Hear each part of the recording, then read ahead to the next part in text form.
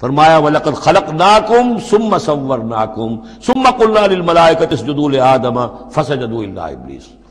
دیکھو ہم نے تمہیں بنایا، پھر تمہاری تصویر کشی کی، پھر ہم نے کہا فرشتوں سے جھک جاؤ آدم کے سامنے۔ اب یہ آیت پھر ان لوگوں کو سپورٹ دیتی ہے جو قرآن مجید میں جو ایوولوشن کریشن جو ہے انسان کی، اس کے بارے میں یہ سمجھتے ہیں کہ قرآن مجید سے نظریہ ارتقاء کو تقویت حاصل ہوتی ہے۔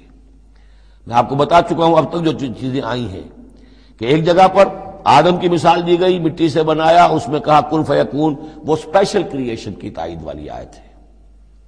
لیکن یہ کہ کسی مقام پر آپ کو وہ ایوولوشن والی بات جو ہے وہ سامنے آتی ہے۔ اب یہاں جو بات آ رہی ہے وہ اس اعتبار سے بہت اہم ہے کہ پہلے جمع کا صیغہ ہے، لقد خلقناکم، ہم نے تمہیں پیدا کیا۔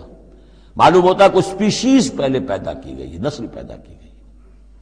ثم صورناکم، پھر تمہاری تصویر کشی کی ہے، فنیشنگ ٹچز دیے ہیں، تمہیں بنایا ہے، تمہارے نقش و نگار سنوارے ہیں۔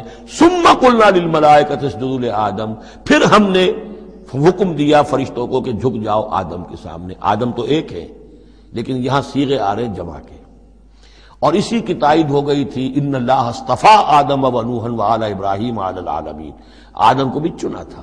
تو معلوم ہوتا کہ ایک امکان ہے، باقی یہ چیزیں جیسے کہ میں نے عرض کیا تھا یہ تھیوریز ہیں، لیکن ان میں جہاں کہیں جس چیز کے لیے کوئی آتا ہے اشارہ اس کو ہمیں جان لینا چاہیے، باقی we have to keep it open.